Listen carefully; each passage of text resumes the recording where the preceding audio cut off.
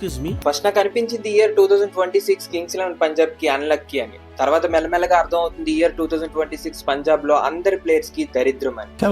IPL 2026 అయిన తర్వాత Punjab players కి పట్టిన దరిద్రం లెక్క పెట్టడం కూడా కష్టమే.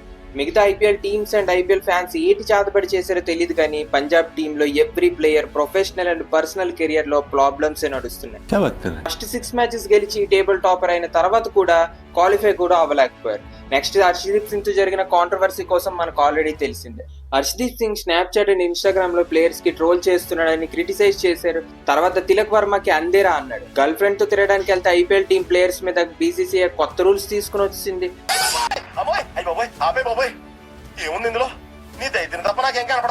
శ్రేయస్ అయ్యర్ ని చూడండి, పంజాబ్ స్టార్టింగ్ లో మంచి పొజిషన్ కి వెళ్ళి కూడా ప్లే ఆఫ్స్ కి అయితే వెళ్ళలేకపోయారు. దాంతో పాటు ఐర్లాండ్ తో సిరీస్ ఓడిపోయిన ఫస్ట్ ఇండియన్ కెప్టెన్ అయిపోయాడు. నిద్ర లేదు, సుఖం లేదు, దెబ్బ మీద దెబ్బ, దున్న మీద పుండుని కాకి పొడుస్తున్నట్టు పొడుస్తున్నారా?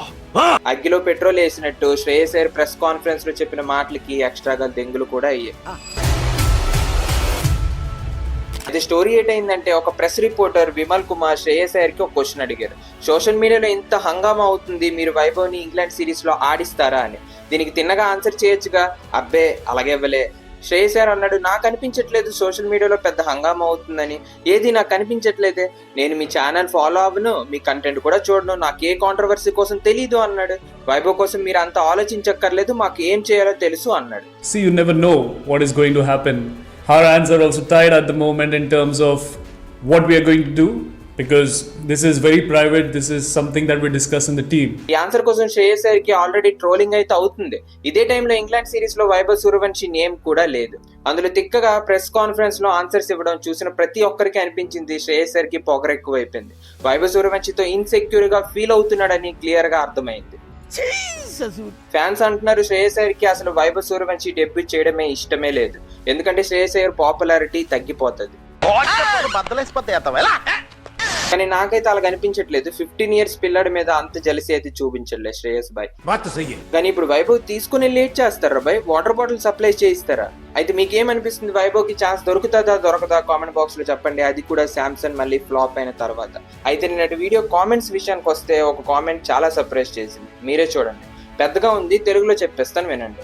@AndreDoctor1150 అంటున్నారు, Sony Liv broadcasting right India Ireland match time అప్పుడు ఉండాలి.